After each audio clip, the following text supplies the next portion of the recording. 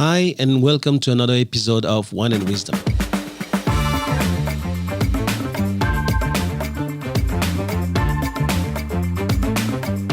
I'm Thomas Le Hoang, and you're listening to the TL podcast, where knowledge is shared and no one takes themselves too seriously.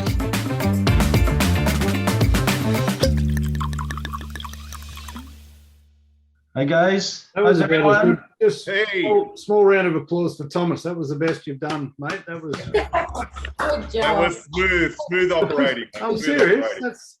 That was a smooth transition. How many lives have we done? That's the first time we've got on without a hiccup. Well, I wasn't ready. I was expecting another 5 minutes of. No, very good. Oh, well, some things we just don't care. A good chat, mate. Good chat. Whatever is important, you're going to find out anyway. This morning I was with the Preston's office, and as we start training, people start to congratulate Mitchell because he's going to be a dad. He just found out that he's going to have a boy. Apparently, it was on Facebook. I go, "Oh, you're getting married?" He said, "Obviously, you're going to have to watch Facebook a little bit more." But really, I don't care because I found out. See, it was important. If it was important, I found out. No, but what you didn't find out was he's already married. That's how far. That's how far. A few months ago. Oh dear. How's everyone this week? All right. Really good. Yeah, awesome, mate. Really Wow. good. Fucking Excellent. So How are you, Cam? man? Hey, Hair How you growing doing? yeah, fast. he's growing. Yeah. Big dog's got COVID, mate. Oh. When'd you come down with it? It hasn't been a good week. Wife's got it now, so she's a barrel of laughs to be around. This is our third week of isolation this year. Oh wow. Does anyone want my kids? I think they're listening. Does anyone seriously? Oh look, Cam, it's hard. I'm in isolation too at the moment because my daughter's got it, and thank God I don't. But I'm hearing you. It's 4 days. That's all right. It's not that bad. So Friday, tickly throat. Saturday was crook, but kept passing rat tests. I'm going to talk about that in a second. Went and got a PCR. 2:00 Sunday morning. Found out I was positive, which I could tell because I was almost dead. Monday, very, very ill. Tuesday morning, very, very ill. But then by Tuesday afternoon, it started to come good. Yesterday was okay. And today I'm back fighting fit, looking beautiful. And Crystal's a couple of days behind me. So she's probably got the brunt of it today. Yeah. It's been a very interesting social experiment. You can see, so the people who've had it before, mainly TL and Danola, never heard from them. They haven't been checked in on once. So I think Thomas sent me a text saying better today. That was the 2 words. But I'd had a question mark, so that's him checking in. But people who haven't had it before and are still scared by everything the news is doing, every single day, you okay? How are you? What's it like? What are you doing? Is everything all right? People I've never fucking heard of from. I've had high blood pressure for 6 years. I could drop dead at any moment, but now I've got COVID. I'm getting a call every day just to check that. Look, well, I love the love, so I'm not begrudging people checking in, but it's funny where people's heads are at with this stuff and how scared they are at it. Like I tried to bung it on because I wanted Crystal to look after me. She said, "You've had worse," and she's right. I've had much worse colds, much worse flus, and normally I go down once a year, but it's normally like for 2 weeks. I am absolutely Wow. I don't get sick often, but when I do, it's Yeah, right. heavy duty. You're vaxxed, aren't you, Cam? Yes, and that's the only reason I haven't died is because of the vaccine. It's nothing to do with it being a shit fucking disease. It doesn't kill anybody. Do you have your booster? I have now, haven't I? Hey? You didn't have your third booster. Now they're going to tell you didn't get your third booster. I didn't get a booster. What am I going to do? So let's talk about rat tests for a second, shall we? Yeah. What sort of criminal enterprise? We need an investigation, and I don't know who's going to investigate because the people investigating are probably the people profiting off it. Yeah. I knew something wasn't right because for people who haven't had it before, you'll know when you got it because there's nothing ever been quite like it. It tickles in a different spot. It hits a different spot in your chest. I'm like, So I passed 4 rat tests over Friday and Saturday. I went to work on Saturday, even though things weren't going brilliantly. But before I did, I went and got a PCR test. Obviously, PCR test came back positive. I come back positive. My wife coughing, spluttering, headaches, body shakes, fevers. She passed 4 or 5 rat tests, and I said, "Stop taking them. You've got it. Yeah. You've clearly got it." Obviously, goes and gets a PCR test, comes back positive. These are the bloody bits of plastic they're trying to run the country off at the moment. Yeah. This is what they're giving to school kids and saying, "Oh, as long as you," they're telling us, as long as you test negative on one of these things, you're safe. I never, by the letter of the law, I never had to go and get a PCR test because those stupid fucking things said that I was sweet. Who's making money off that? How many whales have we killed? Not that I care, whales delicious, but how many whales have we killed with all the wrapping from friggin' rat tests that clearly don't work? And then I've got a mate, I'm a bit jealous because the mate that I train with, he tests positive on a rat test first go. I'm like, how did you do that? What are you doing that I'm not doing? Where are you putting that swab that I don't know about? No, but apparently you don't know how to use it. The swab is not for the ear. Not for your ass either, apparently. No, well, they I'm say very clear on the instructions. the only rat tests you can trust are the positive ones. That's what they say, because, you know, they're just, and it depends where you get them from. Like, I think I got one the other day, it was $15, and I got one the other day, it was $27. So someone's making some big coin. It's absolutely, and I go back to what we've all been through for the last 2 years, and comparatively speaking, we've been through nothing. I was talking to a musician friend of mine earlier this afternoon, and I said, what they've done to the music industry. He said, what they've done? He said, there is no music industry anymore. It's basically non-existent. And the hospitality industry and all the people to then turn around and base, now we're running the country off the, we've just had the floods, right? And you couldn't find a news report where a member of the police force or the army was doing anything to help anybody. But 6 months ago, if you had COVID, like I've got today, I'd have a copper and an army guy knocking on my door to make sure I was staying home. How disgusting. Well, the shit just keeps getting worse. We are getting worse. We're getting worse as a country. The leadership's getting worse. What's going on in the world is actually getting worse. The 2 years that people have been through over this crap, to have it now so farcical that I could be still currently working if I didn't go and get a PCR test is, I just think, I've had a lot of time to think. I'm amped up today. There's going to be lots of, but he's pumped up. He's pumped up. Actually, funny you're talking about the Army and the Army Reserve. They were all busy knocking on doors to make sure you're home and COVID and blah, blah, blah. I don't think that there's too many helping people with the floods of last week. No, that's what I just said. You can't. You know what? Where they are? They're busy giving people tickets. You believe this? I saw a copper installing his camera and waiting, right? And it was still raining. There was there was one they did outside of Mullumbimby. The copper set up on the highway outside of Mullumbimby. No one in Mullumbimby's got any food, power, electricity, but they've got the highway patrol on the side of the road. I don't understand is we had 2019 Christmas time, the fires, 2020, I think it was.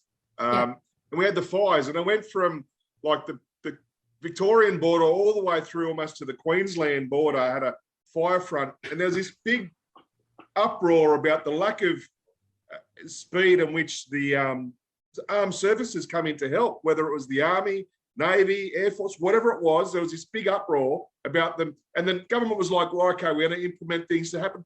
Where have they been this time with the floods? It should have been there straight away. This plan should have already been in place. But it was there the minute. Where were they? Why weren't they there when we've already gone through this with the fires? Yeah, and what about all that money that was raised during the fires that the Celeste Barber, that comedian lady, put together, and those funds that couldn't be used from a technicality in how she posted it or something, I can't quite remember now, but hardly any of it could get used. Remember? That wasn't a government issue. That was the charity she donated to. They couldn't do anything. Whatever it was. Yeah, but still, like, there's money that's been raised and there's hardly anything being spent. It's ridiculous. It's not that. I mean, in Lismore, you got people hiring their own helicopters to ship food in. All the rescues were from civilians.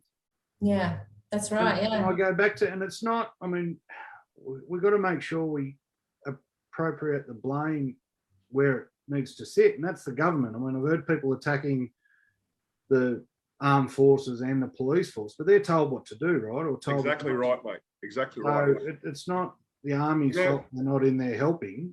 We've got to be clear. A lot of people, unfortunately, a lot of people have been flooded in a very short period of time. Like northern New South Wales, around the Nepean and up further north, it's twice within a few years.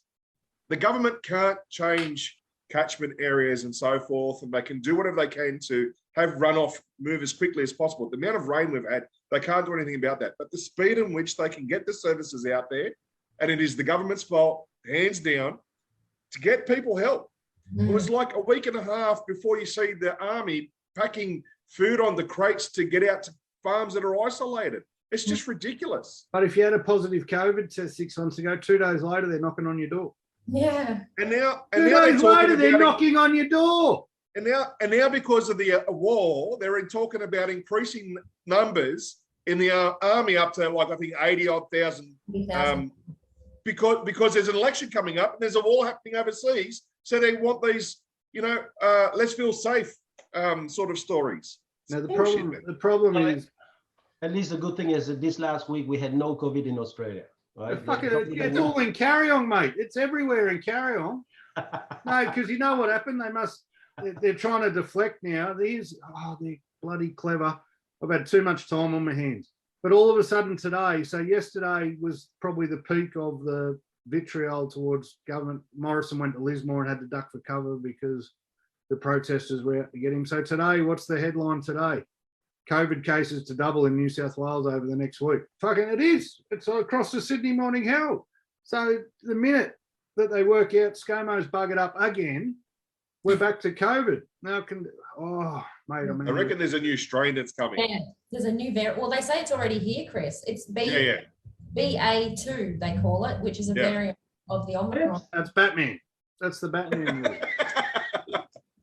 Batman. They reckon they reckon was the people that I've spoken to, it's going to get worse, a lot worse. Sorry, One of the reasons it's pissing me off from an arm's length thing is ScoMo's doing everything in his power not to get re-elected, right? The government is trying really hard not to get re-elected with the way they're handling all this stuff. So they'd sort of dodged. Everyone had forgotten how badly they handled COVID initially, or everyone thought they handled COVID initially. Now the floods and the fires when he went to Hawaii and all this stuff, and you've got comparisons with Zelensky Yakawakawoff from Ukraine doing what he's doing.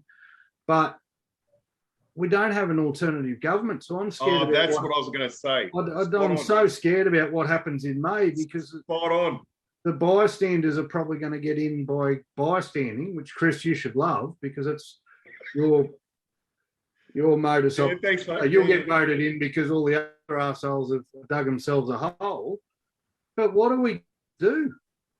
I heard Albo likened himself to John Howard the other day for someone. Howard's picked up the phone and said, "Don't even think about it, mate. You're a pleb."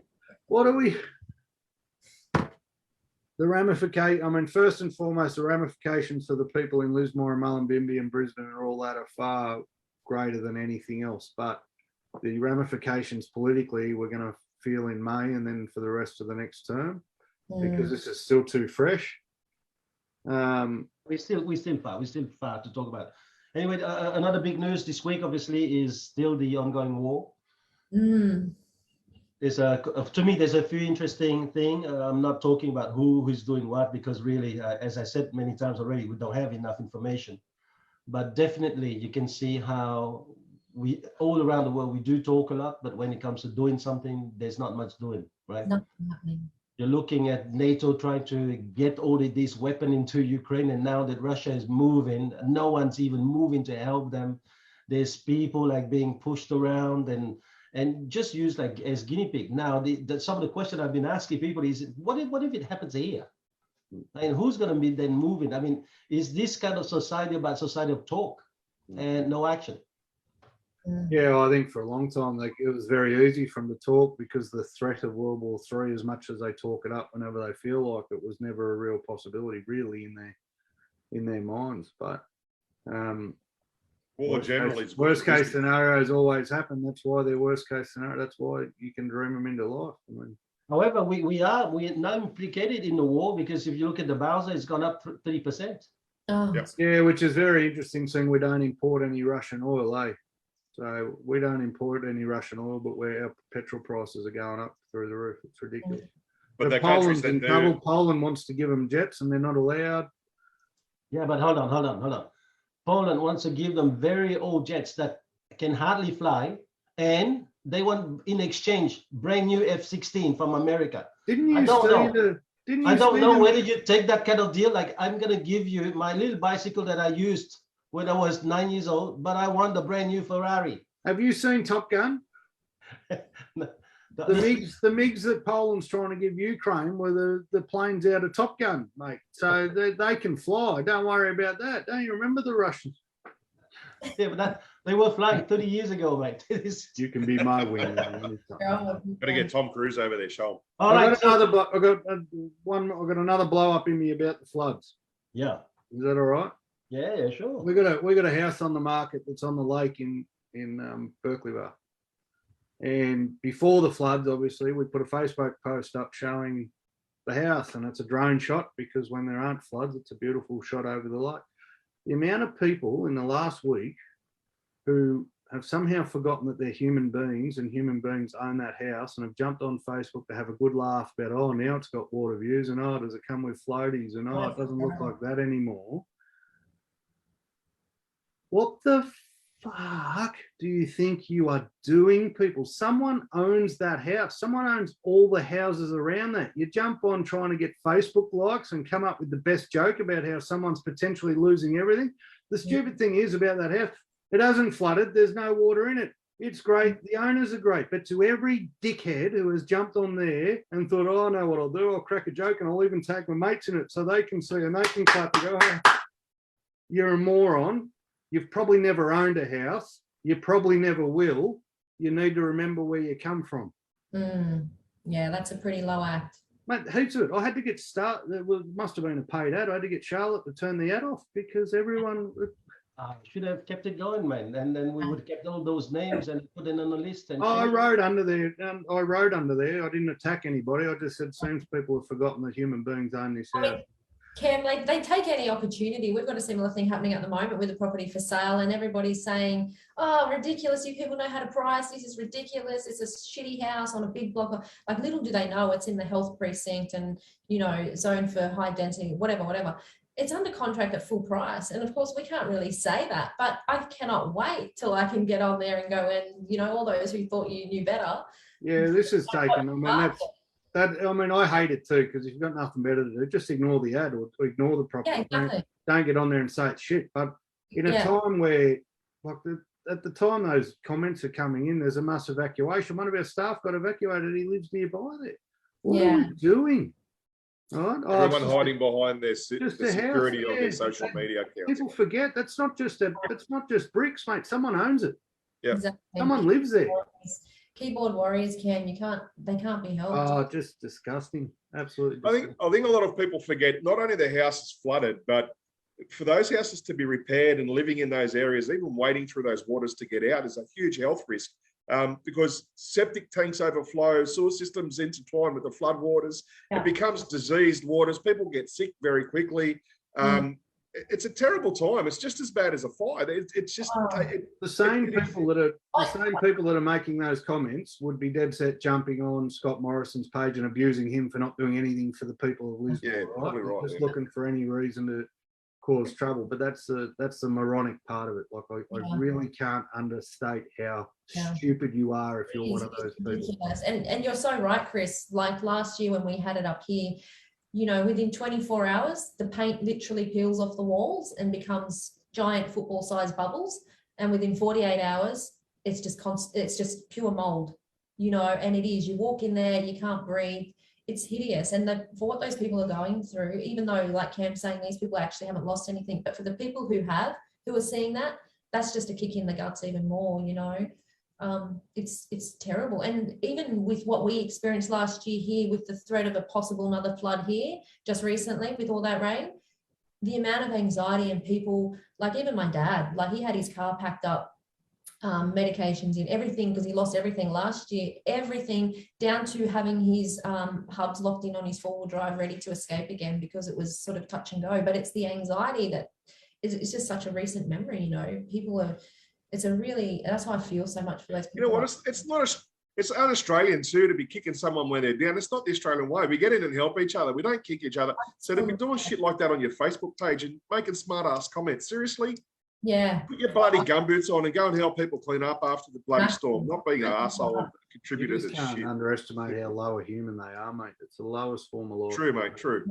Yeah. You know, speaking of un-Australian, Chris, to be un-Australian, I think if we didn't mention the great man Shane Warne. I was going to say that. I grew up, so I was probably 10 when he played his first test match. I remember it was against the West Indies, and I modelled everything I ever did on cricket to that man. I still got the same run up as him. I tried to bowl leg spinners. He was just he was the king. That's why they called him the king. Yep. And he's been a huge part of my world for 20 years. And waking up Saturday morning, one passing a rat test, even though I knew I was sick, and then seeing the Warne news. It didn't hit me at first, and then I later in the day parked out the front of a house, heard an interview with another cricketer, and he couldn't contain himself. He broke down on the radio, and it sort of started to sink in. And people die all the time. People probably 10 years or 20 years older than me probably felt the same way the day before about Rod Marsh dying. He was a bit before my time, so I knew his role in cricket, but didn't really. Warnie was someone you took days off school to watch test matches and got up at 3 o'clock in the morning to watch the Ashes in England when he bowled the all of the century. And even in his commentary of late, he's the only one that ever spoke his mind, and huge part of people's world. The guy I was talking to today about it, he said, you don't realise, he said that he's someone like Warnie and people like that, they're almost part of your household because they spend so much time in it. Like if you're constantly hearing that voice all the time, it's And then another wake-up call, I mean, 52. Yeah, that's 52, doesn't take drugs, drops dead, far out. Yeah, that's a lifestyle thing that, a lot of us have, neglect ourselves, and it's probably a big wake-up call for a lot of blokes around that age to go, man, you know what, he was fairly fit for his age, but he did have a lifestyle leading up to that was pretty wild. So maybe, guys, it might help some people just open an eye to their own health issues. What about they try to blame it on him going on a juice diet? People juice just idiots. But you know what? Someone threw out to me the vaccine. Apparently the rate of male heart attacks has gone through the roof since the vaccine, and you'll never know the true story. But there seems to be more and more of it happening. So I'll throw the conspiracy out there. Yeah, but that might be simple fact because of the isolation we've been through, all the whatever you want to call it, not being able, having that ability to go to see doctors and checkups and so forth as well. So I don't know, mate. Just is it linked, or are they separate? And it's it's funny. And I was thinking about when I heard about Warnie. He was loved by everyone. He's a bit of an Aussie larrikin. You think about the time when Steve Irwin died. It was the same sort of story. That sort of larrikin attitude, typical Aussie bloke. Didn't take themselves too seriously, but they did what they loved and they did it well. And they were both taken very way too soon. And Warnie did a lot for cricket, and he's put he's changed the way spin bowler's been looked at. It's changed the way cricket was played, full stop. And that's it. So mate, he's had a huge impact. There's not many people in the world that would have done that.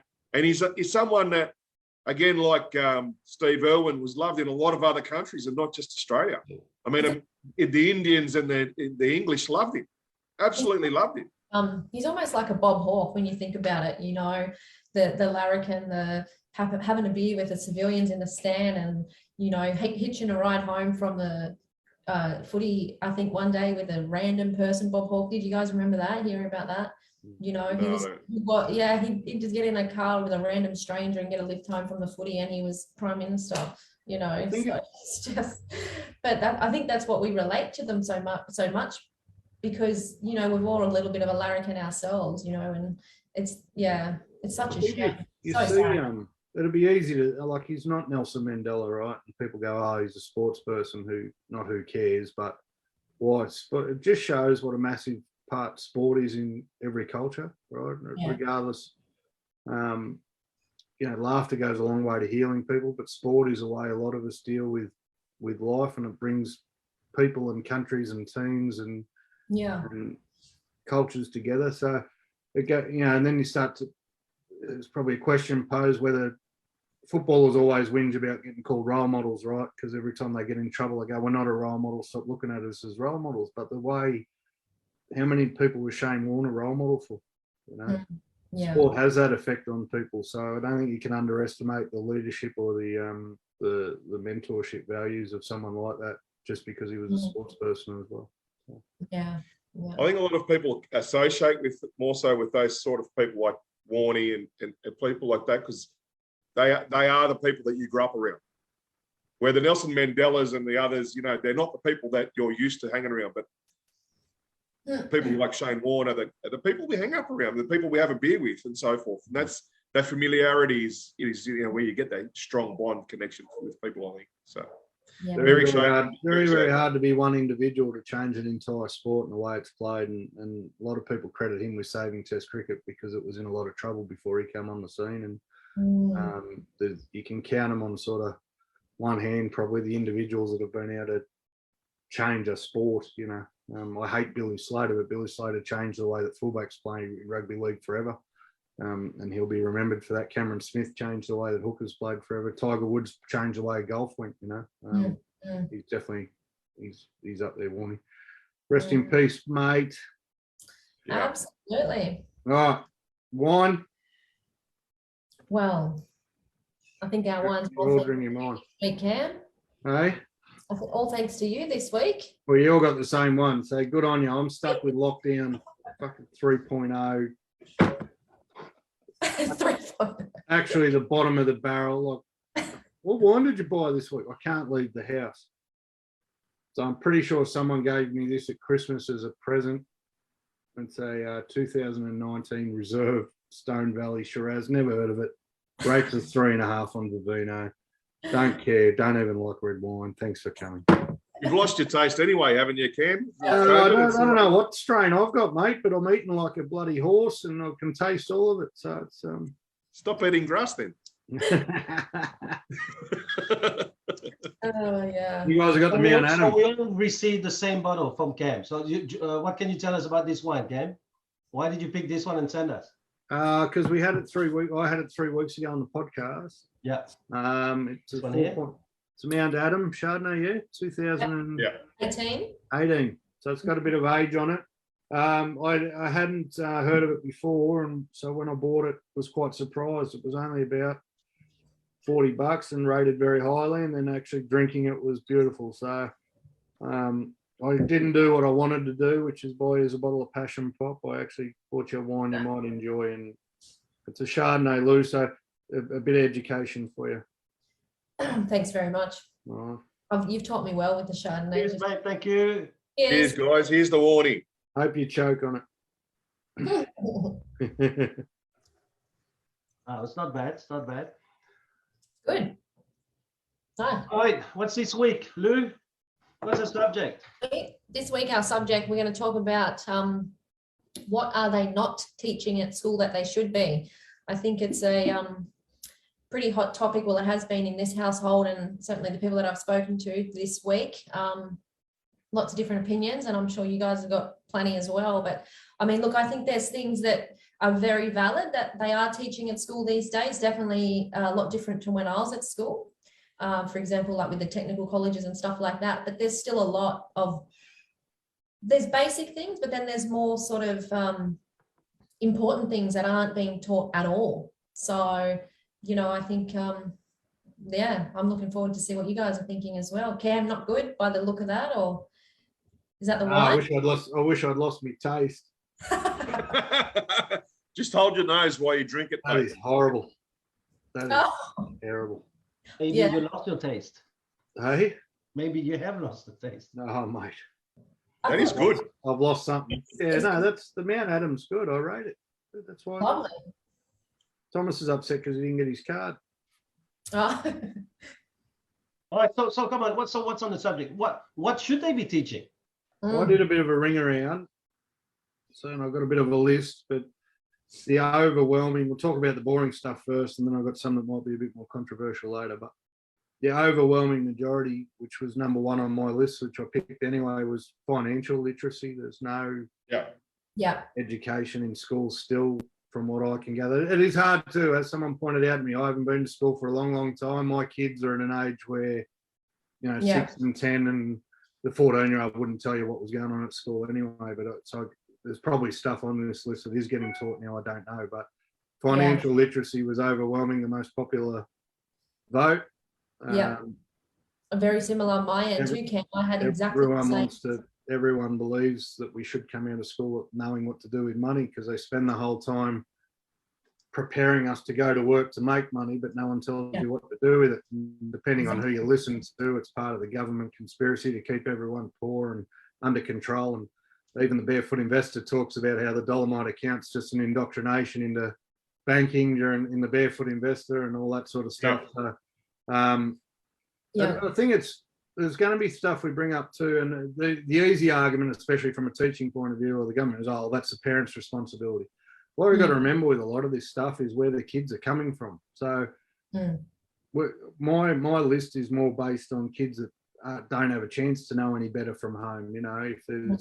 If you're coming from a house living day to day and your parents are spending everything you got and there's no money in the bank, and that's all you've ever known, what chance do you have of coming out of school with any sort of financial management? I think that's going to be the same in a lot of the topics. What are your thoughts on the money side of things? Oh, well, like I was saying, it rated hugely as well with the people that I spoke to, but, just even down to budgeting and investing and, just how credit works. Like, people have got no idea. Like, my daughter's just thankfully got pre-approved for a home loan recently, but she hasn't the slightest idea of or what was required, where do I start? Luckily, she's got me to sort of help her, but not even the slightest idea of, Mum, how does interest rates work? What does that mean? What does that mean? And I'm thinking, hang on a minute, how do you not know what that means? But literally had no idea. And I think it's a huge important one, because really, like you were saying, Cam, some people might say it's the parents' responsibility, but you've got to remember that kids spend roughly 8 hours a day with us, 8 hours a day at school, and 8 hours a day sleeping. So there's an equal proportion of time spent. And, if kids are at school, they're at an environment where they are learning, and yes, they learn at home, but I think if they introduce something like finance, basic knowledge, it would go a long way in helping kids.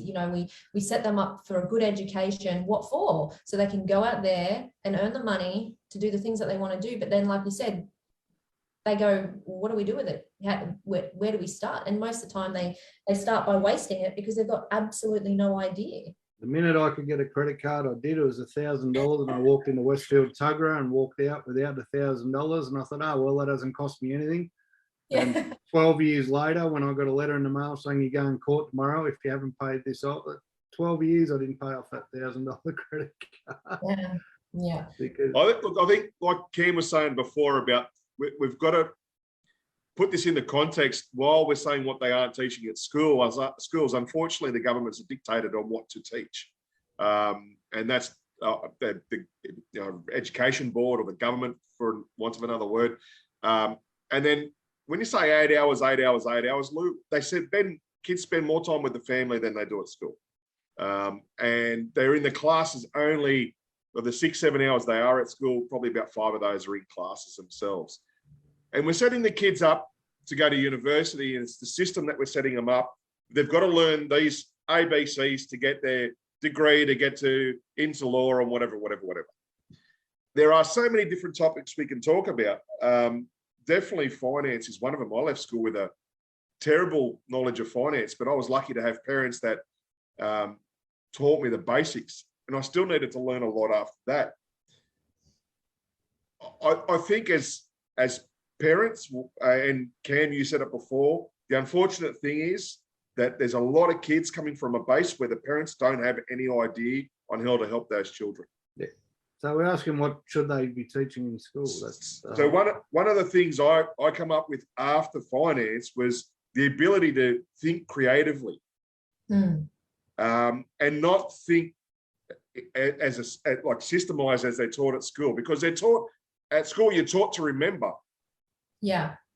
I would like the kids to be taught to think creatively. So whether it's to be creative with art or with business or with relationships or whatever it may be, but that ability to think outside the box. Yeah. And that would go hand in hand with thinking independently, and not wanting to be swept up in, and we've spoken about this many, many times with social media and media in general, being swept up with this generalized idea of, like these idiots on Facebook, about the water views. I think that there's a big lack of kids being able to have that independent thought, the creative thought, and just being taught to use their brain for more than just remembering stuff. Yeah. TL, just quickly, yes to money or no? No. No. I know. I'll go the other side. I think as a parent, you had to take the responsibility. How many of you really open a bank account for your kids? They have free interest and free fees bank accounts, and teach your kids whenever you receive money, this is what you do. I think that, it's also. Yes, but we can't rely on parents, mate. Yes, that's what I said. In a perfect world. No. We rely on parents. Here's what I'm saying. You can't rely on the government, and you can't rely on teachers. Therefore, who do you rely upon? And I think that the first point for the kids is you're going to have to rely on the parents. And if they can't? Well, listen, everyone can. There's books out there. There's people out there. There's when I was thinking about this this week, I thought about Dave McSeveny. Many of you know Dave McSeveny is one of the men who's gone onto a podcast. This man left school, never really finished school, and became so successful that he retired at the age of 40. Has not worked since, right? And the thing is, did someone teach him? No, he also self-taught. But I think that he had parents who probably gave him the ability to go out there, try things, do things and stuff up. One of the things that I teach my kids is just stuff up. While you are living under this roof, stuff up. Please take risk. Go into a little business. Come to me with a good business idea. I'll share with you what I know and go and do it. You stuff up, it's a little stuff up. But when you leave home and you've now got a family and a mortgage, that same stuff up is big. So you're still relying on parents. That's what I'm saying, mate. I think it's not the first thing. To me, the first thing that really school should be teaching kids is how to be happy. Yeah. I personally think that that's what's really missing. I've got personal development on the list. They taught no, even personal development. They taught a lot of things. They taught this, they taught that. And then what about just being happy? How do you generate happiness from home? I have to say, I'm very fortunate. Our kids are taught finance at school. They've been taught how to deal with finance. They've been taught how to be creative. They've done things now creatively, doing presentations that I, at my age, thought, wow, I just learned something from a 14-year-old.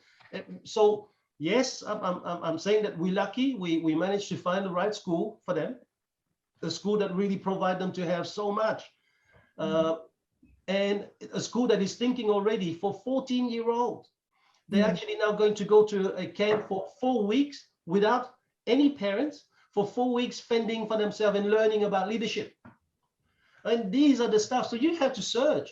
I think it is too easy. But again, I come from, my father was a teacher. My grandfather was a teacher. My great-grandfather was a teacher in the court of the king in Vietnam.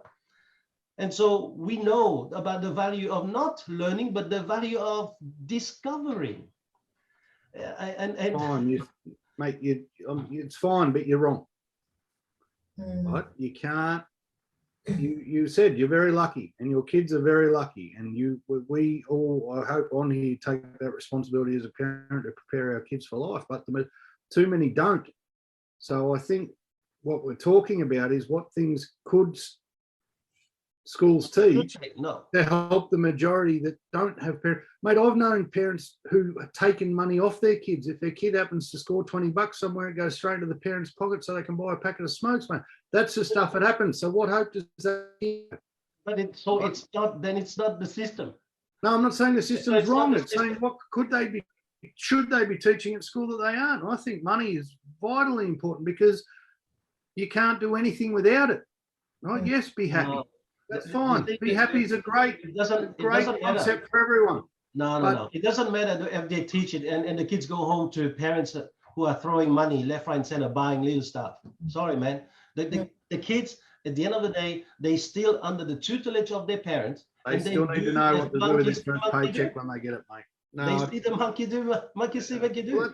So I totally disagree about the finance stuff. I think that this subject here really comes down to, we can say a lot of things. For example, I'm sure you're going to have your own prerogative. Louise, you're going to have your own. And quite often, the prerogative that we demand from the school system is our own weaknesses. Yes?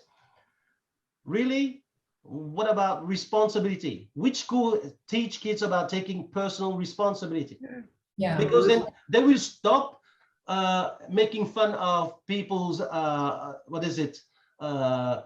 floods in their home or their property, like, having issues. They stop having a laugh at people because it's funny. What about this kind of stuff? It's going to be on the list. I just think you're wrong about the money thing, mate. That's all. There's plenty of stuff on the list. No, but that's why I say the money is nothing. To me, when you went shopping, it's very easy for you to go, all right, here's $20. That's for your week this week. We go shopping together. You get your own things. And then when they come home and they say, oh, Dad, I wanted the chocolate, I didn't have. I'm sorry, you had the $20. Yeah, that's great if you got decided to spend it. You decide to spend on the snakes. You now have snakes for the rest of the week.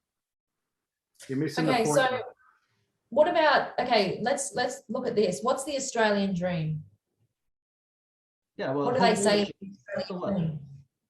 Yeah, but that comes in.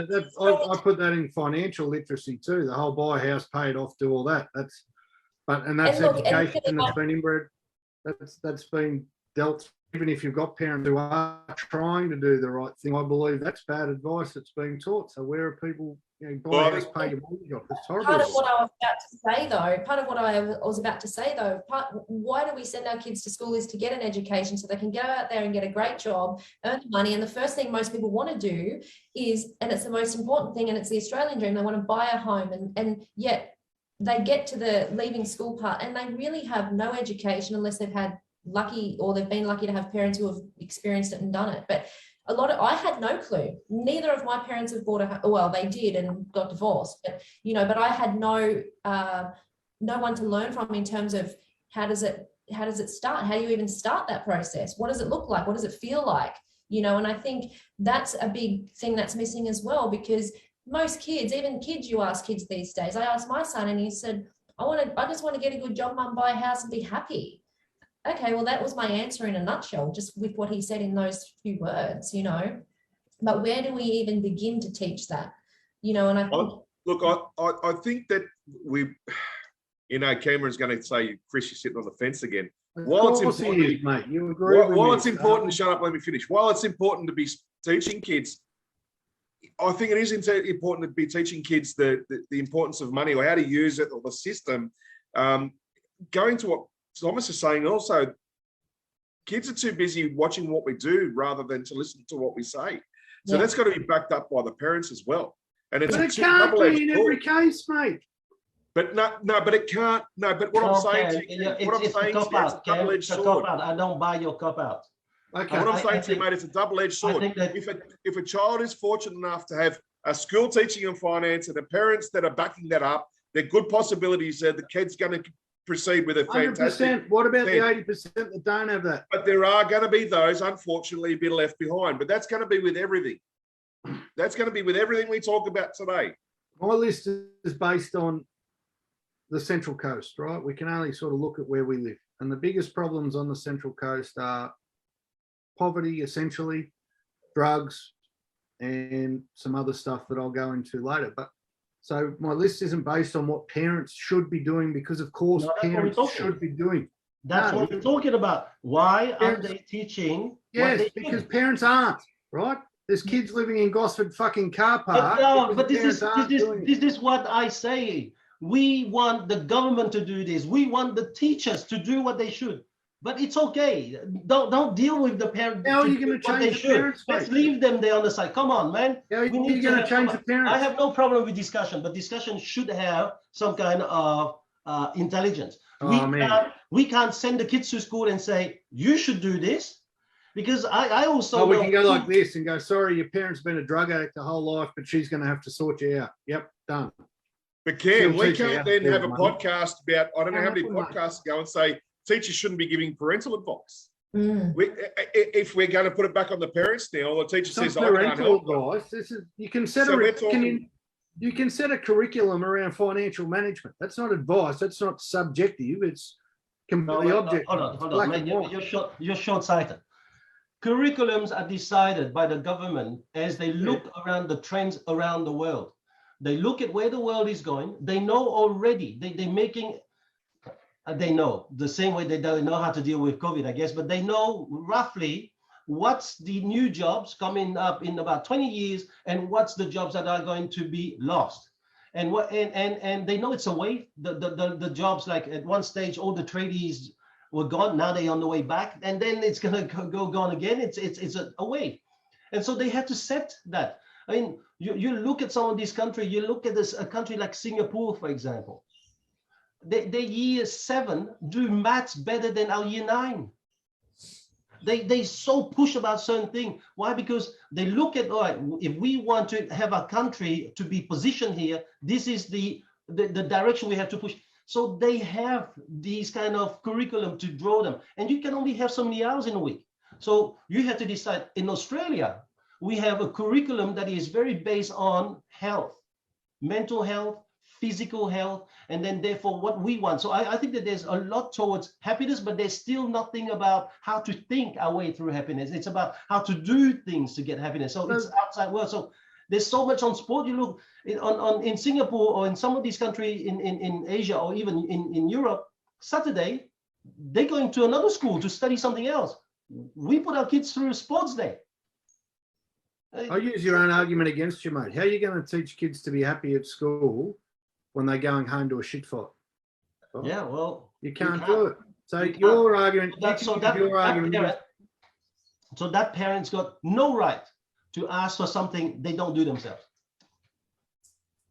but on the parents that are struggling with money aren't the ones that No. That's a cop out, because being happy doesn't take your money. It takes your intelligence and the willingness to go out there and find the tools to do it. And I know people are going to say, oh man, he's talking like privileged kids. No, actually, I came here to this country with 400 bucks. I'm not privileged. All right. I came here with very little in terms of knowledge, because I was a kid whose mom spoiled to death, whose dad only wanted him to just study books, nothing else. So I came here, I had no ability about finance, no ability about a lot of things, but through the schooling that they have put me through, they have taught me the ability to think. And that's why I go back to the point that I agree with Chris. I think they should really teach our kids to dance outside the box, think creatively a little bit more. Then they'll be fine. Think how to go and do research. You know, when you go to some of these schools that I see at the age of 12, they already taught how to research stuff for information. And I'm thinking, I don't care about what they're doing. For the moment, for example, Zara is doing the comparison between a developed country like China versus a developing country like Vietnam in all aspects of the economy. And I'm going, the research is doing that, the designing, the presentation, and she's putting it in a podcast that sounds so professional. She had to put it all together. And by the way, without our help. Like I know in some houses, the parents at night, they sit down and they go, I'll do this for you and I'll do that. No, that's not teaching the kids to depend on themselves. So I think that parents need to really sit down and think, the education of a child, it takes a village. Well, you are part of the village. Don't say that it's just the teachers. It's a cop-out. Yeah. No one said it's just the teachers. No, I think one of the things that rated also highly on my list here was social skills. I mean, you look at just with COVID, the disconnection that happened, and the disconnection even before COVID, people were like, you look at teenagers these days and everything they want to do, need or need access to is in the palm of their hand in the shape of an iPhone, you know, and it's unfortunate, and that's the way that they used to communicate. But, you know, we learned and have learned a lot about body language, but these kids have no clue. They can't even look you in the eye, you know, they sit there and jitter and move around. What about emotions? Like, not only to understand them or to be aware of them, but strategies to deal with them, because most kids know happy, mad, sad, like most adults know, and that's all they know. They don't know the language to actually say, well, hang on, I'm not quite mad, I'm a bit sad, but I'm also feeling a whole nother way as well. They don't have that language, you know. And so I think these are the things that like, and it's like I look back over the years of our progression as a network, you know, and other people and other businesses, and it seems to have changed a lot more towards the numbers, of course, are important. But if you don't understand the people, you really don't understand anything. And first of all, you got to understand yourself to know where you're going and where you're taking the people as well. And I think that's hugely important, that schools should be, and parents equally, but definitely should be part of schooling in some way. Now, hang on, Lou, when you say the teachers need to know that where they need to be going to be able to teach the kids, do you think all the teachers know where they're going? No, not necessarily. And I didn't really mean teachers. What I meant as an individual, you know, you got to understand yourself first and foremost. But I think what's lacking in the schooling, for example, is, you know, the social skills, like in the body language, and, you know, they go in, they sit down at class, they do what they do, they look up at the board, everything's technical, everything's on an iPad or a MacBook or some kind of device. Yeah, you know. look, when it comes to communication, like social skills, I don't think a lot of the teachers know what they want out of life, so they shouldn't be teaching that. So I disagree with that fact. But I do agree with the fact that social skills, communication should be a huge point. And I've got a lot around communication. Number one, the responsibility of social media, and it comes back to what Cam brought up earlier about these idiots, you know, bagging about someone in a house going underwater. It's all the parents' responsibility, mate. Yeah, I think it's got. Say that again. It's all the parents' responsibility. Oh, mate. Another one is emotional intelligence. You're going to have a discussion, and you can't even have that. But so this is where I'm coming. Going to now I know your way of education. Then, right? So another one is emotional intelligence, and people can have differing opinions. The way I look at it is, if you're talking to someone who's got a better idea, maybe you should sit down and go, maybe he's got something or she's got something. That's the better idea is your kids are getting taught finance at school, but no one else should. That's a horrible idea. I never said that. I said I have taken the time. I have taken the time to go and look for a school, but I also am not going to sit there and think that the school is going to tell them all. I have taught my kids from a very young age how to be happy every day. Right? I did not wait for them to even start at school. But you've done a great job. But no, I'm not doing that for that. But you know what? I was actually beaten by my father almost every week. Right. So I was taught how to just make sure we have 100% on the school report. Otherwise, it's punishment. But that doesn't stop me from saying that because they've done that to me, this is who I am. And that I can actually have got a brain and two legs to stand up and decide, no, that is not what I want to do. And thanks to Veronique around me, I've decided, no, this is the way we're going to go. Now, that doesn't mean that every now and then I don't just give my kids my education, the treatment that I got. But it stops very quickly. But sometimes it's good too, because I go, if it wasn't for what Dad's done for me, geez, I wouldn't know what resilience was. I wouldn't know what fortitude meant. I wouldn't know what it is to be to be smacked because you answer back to your dad, but still at night at 10:30 under your doona, you're doing your test, so that because you want to be number one in the classroom that year. It's about what you do too, so you can make this kind of stuff. But how did I learn it? By watching mom going to work and open 3 shops and then a restaurant and working her bum up. That's what it is. Monkey see, monkey do. What about the kid who doesn't have a monkey to look at, mate? That's the point I'm trying to make for you. The holes I'm trying to fill are for the kids who don't have it at home. I feel sorry for the kid. I feel sorry for the kid. So 2 things gonna happen to that kid. He either going to fall victim of that, or he's going to wake up because he's realizing I've got 2 legs to stand on and go and do it myself. So there's going to be one of the 2. Can't we help them wake up early by teaching them some skills at school? No, because that's what those parents would want. But listen, I said at the beginning, all of us 4 here would want the school to do something different for our kids. All of us. And so the school can't turn around and say, well, we're going to have a curriculum just for you, one for you, one for you. They have one for everyone. That's how it works. Otherwise, we don't have the cash for that. The people who've got the cash for that, they have private tutors going home that they spend hundreds of thousands for, because those guys are specialized just for that bit. So we can't discuss. I think let's have a look at what they should be doing. I think Marie Trigg earlier said something that, that there are subjects that she doesn't even remember. And I think that Albert Einstein or Robert Skinner, the behaviorist, the psychologist, he said that education are the things that you remember long after you left school. And I think that school should not be teaching. I see, for example, I see my daughters, for example, doing math, algebra, a plus b squared. But I know it's not about a plus b squared. It's about how you think to get to the answer. And so I think that the logic, the way you think, is something that I hope that the school is really teaching. It's not the algebra, because the algebra, you never use those kind of things in life. But the logic, I've learned Latin at school. I did 6 years of Latin. Do you think that I could say one word of Latin if I go you should have done more of English? I probably would do a little bit of Julius Caesar text, right? But it's not going to help me. However, studying Latin forced me to think the wording and how the sentence made and how to go and look for the right meaning to the right words.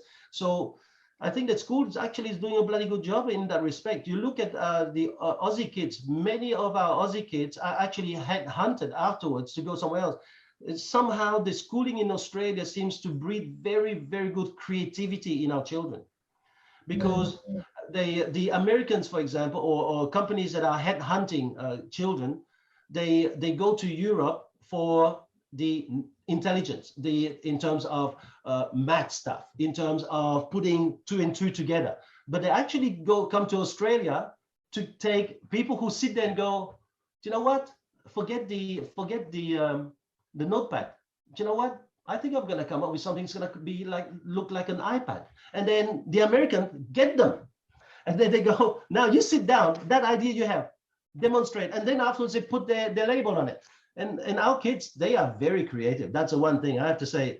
I look at the education system, and our children are taught a lot of stuff I've never been taught. Maybe you should have spent more time in English class, mate. You wouldn't be sitting here big nosing yourself for so long. Stop big nosing myself. What about golf? Yeah, he's got it. Yes. I think one of the things I picked up, that delayed gratification. And I think this is because of society's teaching. I've got sex education written down here, mate. So it's on my list. No, I said delayed gratification, again, not self-gratification. Well, if you can delay it, the girl will be happy, I've heard. So delayed gratification, because our society is like instilling into them through the media that you can have everything now, 24 months interest-free and so forth and so forth. I think that delayed gratification and patience needs to be taught, that society doesn't have to be like this. Yeah. Sometimes to get where you want is a step-by-step process.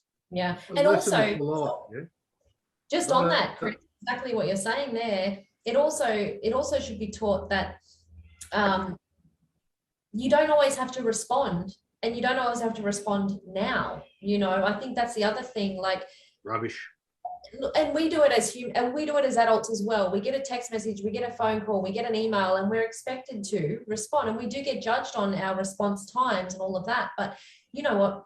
I think that's something that can come into exactly what you're saying now as well, that you don't have to just shoot from the hip all the time. You are allowed to stop and think about your response or your next step, where it's all because they are in that everything's now immediate. I want it, I got it, it's there. That's how they live their life in every aspect. I see that. Again, that comes from a society being so quick, wanting everything now. If you send out a text message, you expect the text message back straight away. Exactly. Even though we're standing here going, we shouldn't let the phone disrupt our family time at dinner and so forth. Yeah. In our heads, we're thinking, oh, I've just sent a text message to such and such about whatever. You expect the text message back real quick. That's society, this pace of which we're in. Exactly. We need to be able to slow that down as adults, and that will flow through. How do you teach that in school? But here it is, Chris. Parents love to give their kids the phone. Why? Or the iPad in the car or in the restaurant. Babysitter, baby. Shuts them up. There's been plenty of screen time in the Wilson house. It's what I call. It's a day of digital babysitting. You don't even have to pay anything. Here it is. So, and then afterwards, no, it's our responsibility. Don't do it, man. I tried human babysitting today. Dinner at our place, the phones are turned off. We go to a restaurant, the phones are under the table. Even the adults need to ask permission to touch their phones. They need to ask the kids if it's okay to answer a message if we get a message at the dinner table. Wow, that is good. That I haven't. Because it's showing that when you're with family, family's number one, right? Absolutely. And we want the same if I was we just want them to pay attention to your boring ass stories. You don't have a real opinion about it. Just cough into your COVID. I had a guy suggest today that kids should be taught how to listen and not talk over the top of people. And I said, you don't know what you're talking about, mate. So yeah. I disregarded that straight away. Watched our podcast. I had a closet listener suggest that there's no point. One of our many closet listeners, there's no point. They should be teaching that there's no point going past year 10 unless you're going to university. Sorry?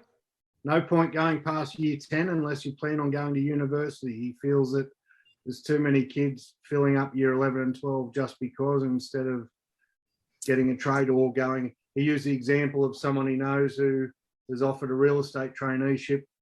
All she's wanted to do since she can remember is get into real estate sales and be a real estate agent, and that she's been offered a traineeship, to which the parents have said no, they wanted to finish year 12 first. Well, yeah, I finished year 12. It didn't help me in real estate at all. And Thomas touched on it earlier, that education isn't the be all and end all, and that's really what they should be teaching. I wish I'd been told in school that it didn't matter.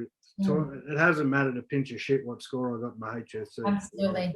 I think I 100% agree with, and it's going back to what I said before, like the technical colleges and things like that. Like my middle son left in year 10, but he also went to 11 and 12 and did his 11 and 12, not at the same high school, but at a technical college. So he was learning skills like motor skills and things that he was passionate about. And I think that was the difference, that, he was happy to go there because it was an interest to him. And I think that's one thing that's missing in the curriculum as well, is not inspiring kids to follow their passion. If they want to be an artist, let them be an artist. That comes down to society. And I think Einstein said it was, if you judge a fish, its ability to climb a tree, that fish will always think it's stupid, right? Exactly. But everyone is individual. So, and I think, the school system to force people or parents to force kids to go to year 11, 12 for the sake of having the badge, the stamp, it's ludicrous. It's crazy. I give my parents a fair bit of grief, but I will stick up from here in case mum's listening, because she's probably sitting there with her head about to explode, because they tried to get me to leave school in year 10 because I wasn't doing any good in grades and all that sort of stuff. I was going to be a footy player. No, I'm going to knuckle down. I'm going to do it. I was just saying that so I didn't have to go out and get a job. So I managed to scam an extra 2 years of schooling out of them. So Mum, I wasn't including you in the list of people who make their kids go to year 12 for no reason. But there's a lot of parents that live, like we say in other areas of life, there's a lot of parents who live through their children. And so Vicariously, absolutely. there's an opportunity that was missed for them as a parent to do what perhaps their kid might be not wanting to do, but the parent says, well, I think you should do, so therefore I'm going to push you in that way. But can you imagine a private school who's getting $40,000 a year in fees saying, oh, listen, year 11 and 12 probably isn't going to help you given what you want to do in life or given how we assess you in life? Do you reckon they ever do any fair income assessment and go, this guy's probably more suited to a trade rather than They do. an academic job? Oh, they do, and then tell them not to go to year 11 and 12. No. If the student puts their hand up, go, look, I want to pursue a career here or pursue a career there, they will guide them. Yes you reckon or no. they ever give them the advice and say, look, Yes. probably save you folks the 80 grand for the next 2 Yes. years. With the parents' input, yes. Yep. And I had exactly that situation. A teacher rang me and said, look, your son really excels in fabrication and metal engineering and all this sort of stuff. I highly advise as an opportunity with an employer in town, biggest one, whatever. I think he should take it up, And I said, but he's only like halfway through year 12. And he said, listen, the rest of the 6 months isn't going to matter. This opportunity won't come again. And I was like, okay, because really that meant, okay, well, I stopped. They'd already got their money out of you halfway through year 12. They've already got the money. Well, I'm talking about getting to year 10 and going, listen, don't pay us the 80 grand for the next 2 years. We think your son's better off in a circus. Put it as a deposit for a house. Yeah. We think your son's better off in a circus. He's better off riding the rodeo. He's going to be a rodeo clown. Don't pay us the 80 grand for the next 2 years. I don't reckon there's any school doing that. No, there is. On this note, I'll tell you what I also wrote down. I also wrote down schools should be teaching kids that there's different views of success. Yeah. But there's success, society paints the success with the one brush, Yeah. The person who's got the biggest house, the most money, the fastest car, or blah, blah, blah, blah, blah. I think schools should be able to teach that or have something along the lines where, you know what, if you want to be a stay-at-home mum, a plumber, a steel fabricator, whatever it may be, just be the best you can be. Be successful in that. But here's the thing, Chris. The minute you do that, there will be 3 or 4 idiots in each classroom in terms of parents. I'm talking parents. We're going to say, who are you to teach my kids about success? I want this is the problem. We want a lot of things. But what we also want is one of our podcasts. Teachers should just teach us stuff and keep away from. Listen, we all have those kind of ideas. We all have the things that we would love the school to do. But mate, what you would want, Cam's probably going to call the school and say, I don't want them to teach that success. For me, success is making money. I heard earlier Louise saying, her son wanting to earn money. You have a good job, buy a house, be happy. This is centuries old kind of upbringing. And if they listen to one of our podcasts that I did with one of those real estate agents up in Newcastle, a lot of us are taught this definition of life. In life, we need to do certain things so that we can have the money to have what we want. And once we have it, we will be happy. What if we change it? And we teach our kids how to be happy. Yeah. Right? And be happy with what they already have.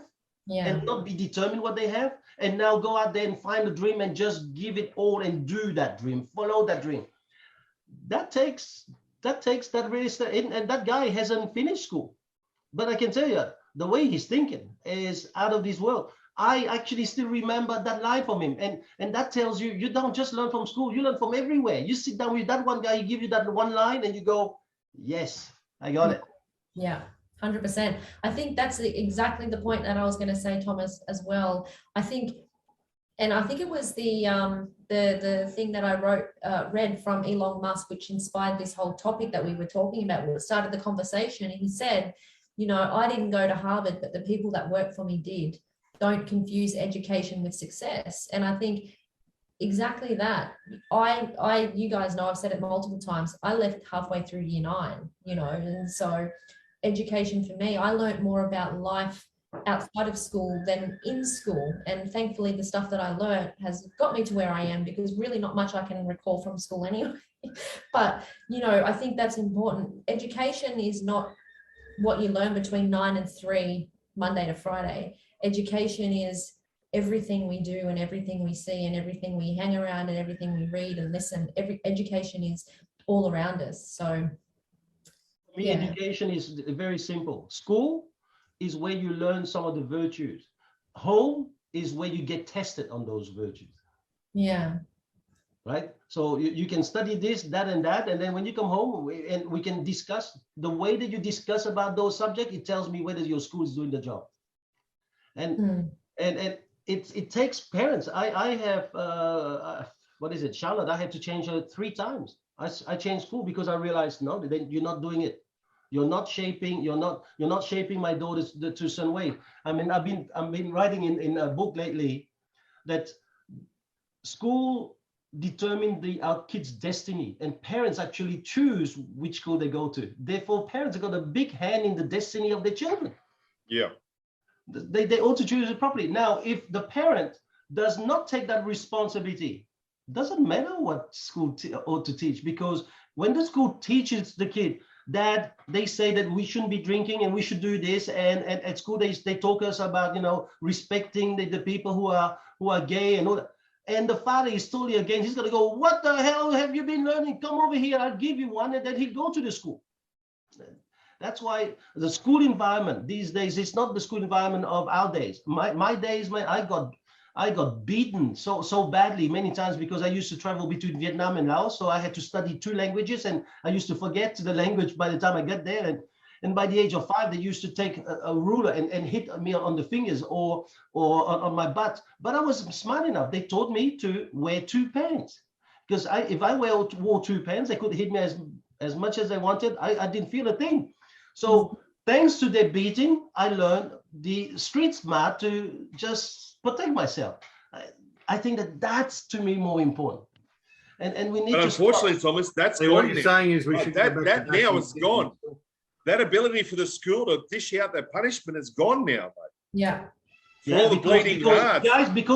Guys like Ken will probably walk in the school the next day and smash the crap out of the teacher. Where me, I would How go, the fuck did I get dragged into that? thank you. You must have done something right. You still look like you wear 2 pants. I still remember the time I come home and I accidentally told my dad that I got in trouble from school and I got the strap, and he goes, what did you do wrong? And then I got a beating from my dad for doing it. So I got a double beating for opening my mouth. We didn't hit you hard enough, clearly. Shut up, fucker. Yeah. And that sort of put one of the things I put down is resilience. Yeah. A lot of the kids today don't have the resilience. Parents, mate. Well, here's one thing that I really would love the school to start teaching, is to give the kids the ability to decipher information they get from dad, from mom, because I could be saying crap. I many times now I have the girls picking me up and saying, Dad, what you said is this, and I think it's wrong. They're 14, and I'm going, all right, they're gonna have to leave my game, because I also believe they need to decipher social media. They need to decide the news, because I heard about people now saying, well, it's good that Russia is invading Ukraine because they're a bunch of neo-Nazi in Ukraine. I mean, it's like, okay, what about just thinking about life being lost here? Let's stay there. And I think that if school could actually teach the kids that a bit more, I'll be very happy. Why is it so? I need you to get clear, mate, because I'm sure I'm not the only one who's. Yeah, no, everyone in on the Central Coast. No, is a little bit confused. See, everything you just said then, parents can do as well, and should be doing as well when you're watching the news with them and doing all that stuff. So, what exactly should the school be teaching, and what everything else is the parents' responsibility? Because everything you've said so far that the school should do, I can use your argument against you and go, no, well, that's the parents' responsibility. Teach the kid to be happy. Teach the kid to decipher information. Teach the kid this and that. So that's why No, and I want to take you back to what I said earlier. I think that parents need to realize school is a partner in the partnership. School is one of these things in the village that it takes to raise. 100%. I'm not trying to absolve any parent of any responsibility. No, Unfortunately, parents absolve themselves of responsibility all the time. All right, which is what I said, that it shouldn't happen. Your message is great for someone who's on the fence, Denal, not on the fence, but a parent who. Do you see how he works? Do you see how he works? If he can't win the thing, he's going to just somebody else. The message is great for parents who are trying to do their best, but not necessarily sure how to do their best, and need a message to say, pick up responsibility at home. But telling an alcoholic or a drug addict or someone who hasn't had a job for 10 years that they need to lift their parenting game is redundant, stupid, complete waste of energy. So again, I'm not saying. Is that the majority or the minority camp? It depends on where you are. Depends on where you are and what school you're at. Cam here a little bit, because I grew up on the Central Coast, as did Cam, and there was a lot of people, like I had a lot of friends going to school. Their parents, their advice would be, screw the school, screw the teachers, you do what you want. If you don't want to go, you don't go. And in fact, if you want to leave, just leave, And so, but a lot of those parents were absolute dole-bludging losers. Absolute losers. And the other thing is, it was sort of like things changed. You lost me. You already lost me. What Cam's saying is there's a lot of. I disagree with Cam. So whatever you disagree, but you're using my argument. Because I also know people on the Central Coast, right? I'll give you some names: the Butchers, the Dylan. There's plenty. Yeah, there is. Private school have done all right. Amazing people who actually bring up amazing But for the people who haven't. What about the people who aren't? But stop saying it's on the Central Coast. It's everywhere. It is everywhere. It is everywhere. Have parents who are. It is everywhere. Listen, do you know how many? How do we help those kids, Thomas? The privileged are already helped. They're already helped. They're already privileged. The underprivileged are underprivileged. No. See, this is what I want to stop you, man. It has nothing to do with privilege. Rob Dylan, when he brought up his amazing kids, and to me, he's a pure example.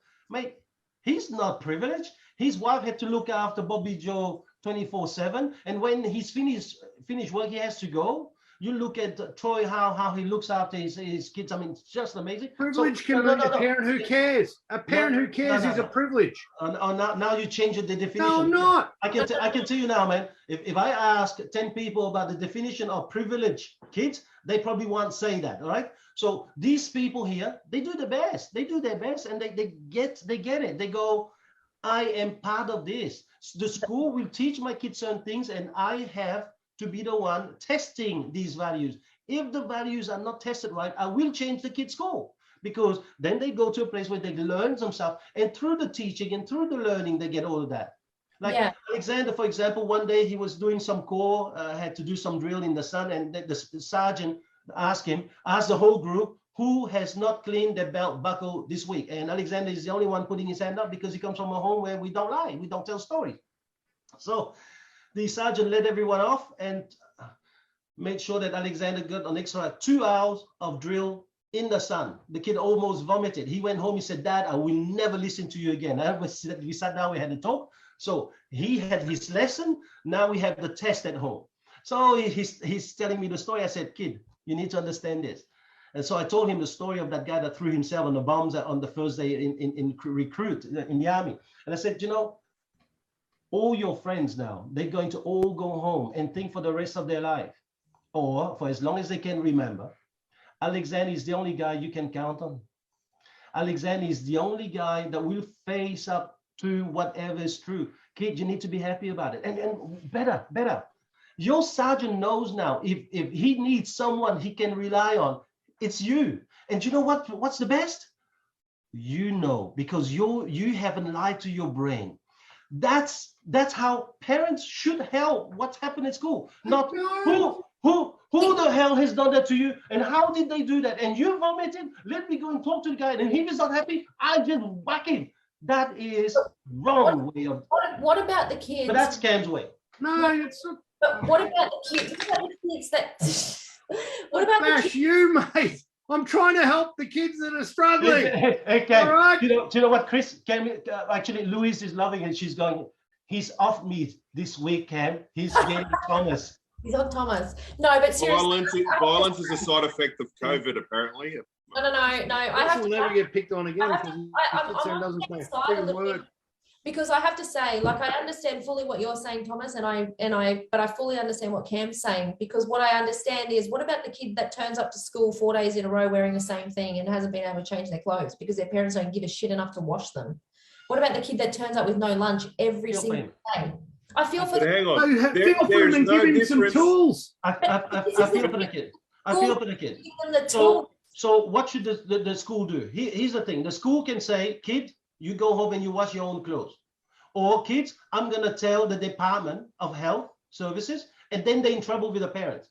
Seriously, these days, parents, even children can sue the school. What are you talking about? We're not giving the school system all that freedom. And all that we're saying is, you know, on the Central Coast, stop it, man. Central Coast has got a lot of rich people. I was using it as an example, mate. You're honing in on words. It's a very bad example. Central Coast is very rich. John Singleton owns most of whatever we have. He lives there, right? And there's a lot of good people who've got a lot of good stuff. And there's a lot of good people who actually have been fighting to make sure that they give their kids and themselves. There is. But what about the ones who haven't? That's all I'm saying. Just acknowledge that is all I'm saying. The ones who have got people helping them will be fine. The ones who don't. That's not what you said. That's not what you said. That is what I've been saying the whole time. And you know what's good about the advice that hurts the one. And the advice that I have said to you already is we have got both legs. We can walk, we can seek information. Not at 10 years of age, you can't. That's year 7, mate. You can't. You can't, Thomas. I have to agree with Thomas. No, I'm not talking about the kids, it's the parents. And as I said, parents are in a gutter somewhere, they don't care. Help the kid. The kid is condemned. The kid is then condemned. It doesn't have to be. It doesn't have to be because all right, here you go. Stop. Let's stop. You give me the solution. I'm trying, mate. You give them some more lessons at school, that shit that actually helps, like how to handle your money. Not drugs are bad, but what drugs are bad, why they're bad, and what can happen if you take them. Sex education, not how to use it, but what happens if you use it. No one teaches kids what actually happens when you get pregnant at 16 years of age, right? Show them some bloody... Show them some child support payment forms, mate. That'll fix teenage pregnancy, I guarantee you. Right, you need to give people tools. No, mate, you're just saying the parents. If the parents don't give a shit, what do we do with the kids? We just go, I feel for you, mate. Sorry, you're on your own. But you know what? All that advice that I've listed will help the kids who have good parents as well, because then they can go home and have an adult discussion. Yeah. What about the other side of the scale? What about the other side of the scale? You don't think that they're teaching that? They're actually teaching not. that. They're going, this is the vagina. They're actually teaching that, but they don't go your whole life. That, you know, you have to be careful, because a teacher can't go to school with a knife, but the kids can. So they try their best, but they have to try within the guidelines, man. You're full of it, because those the question people, is, go what home, should they and the kids, you know what they go? They tell the parents, hey, Dad, you need to stop smoking because this is what I learned at school, and you need to stop doing the drugs because of, and the guy goes, you what? Come over here. Here's a whack. And then what? That's a parent anyway, mate. No, this is the problem. That's why the school has to be so careful, because they can't be sued. I'm not attacking schools. I'm trying to come up with solutions for kids who are struggling. I'm saying to you, your solution is shit. Your solution is just blame your parents. You're just sending the kids to the slaughterhouse. They go home to parents. What did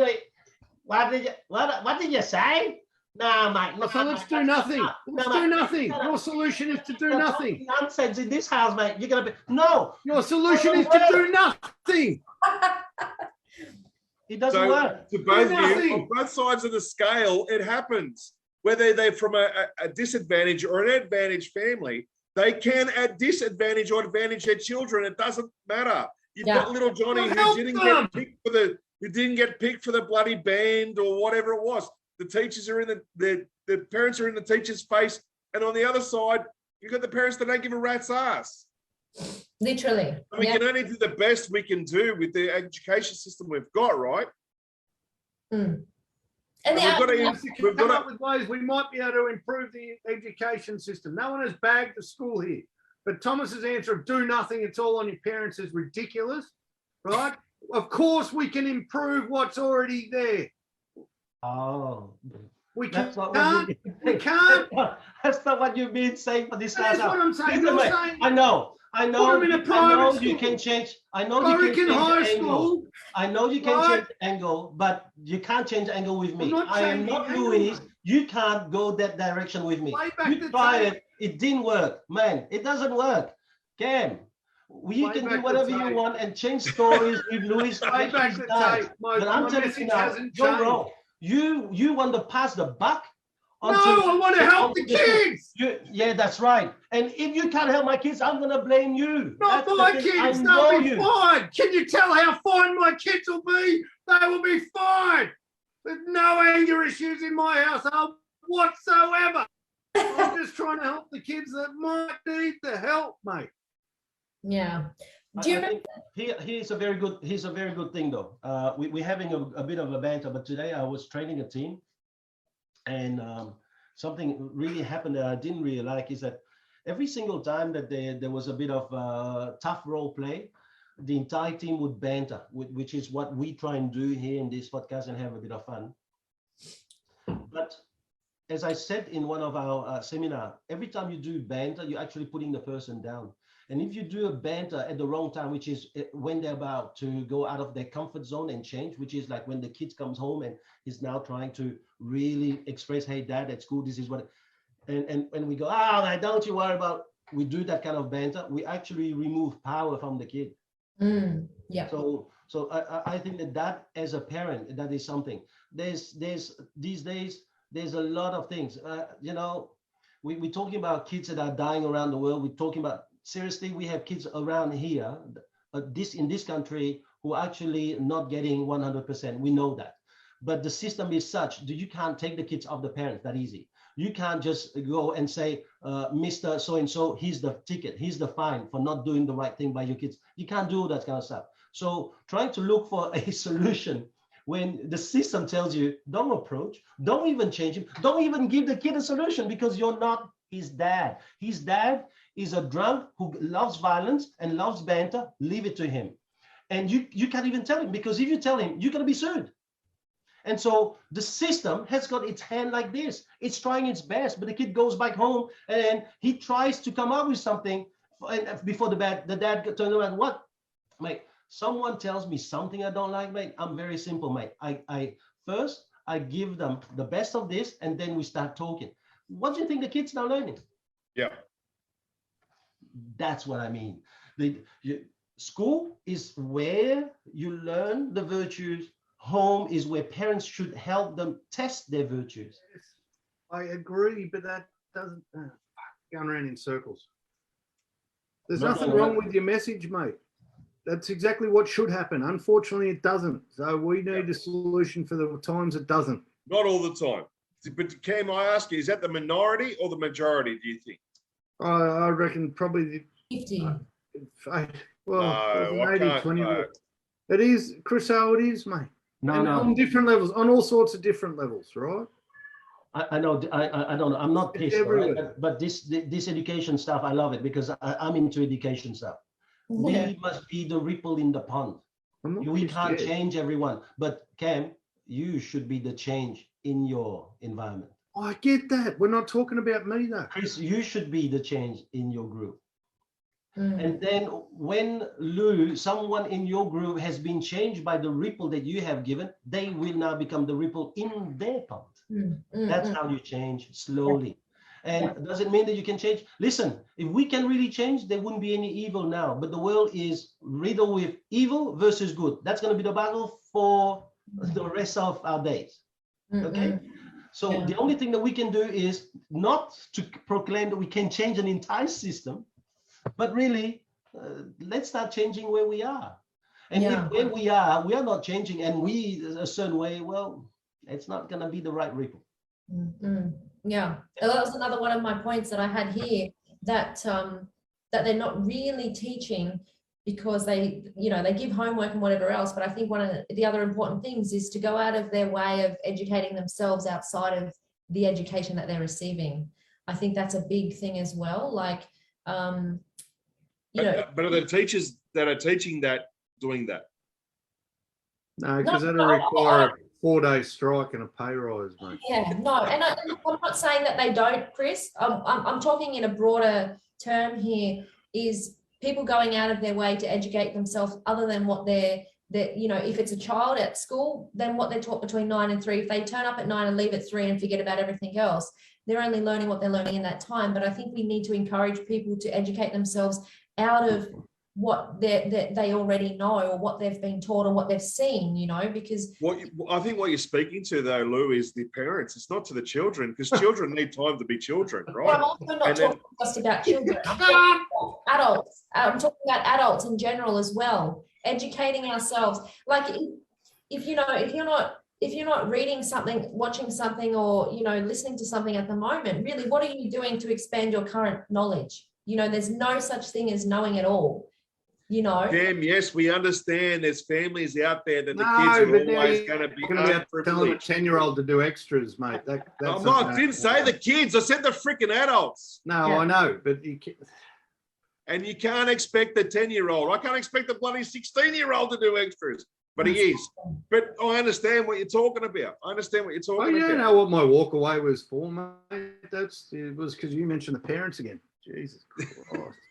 I thought it was a side effect of COVID, but it's all So good. maybe the question this week should have been, what are parents not doing at home that they should be? Because clearly That's next week's topic. No, it's already been answered, No, right? no.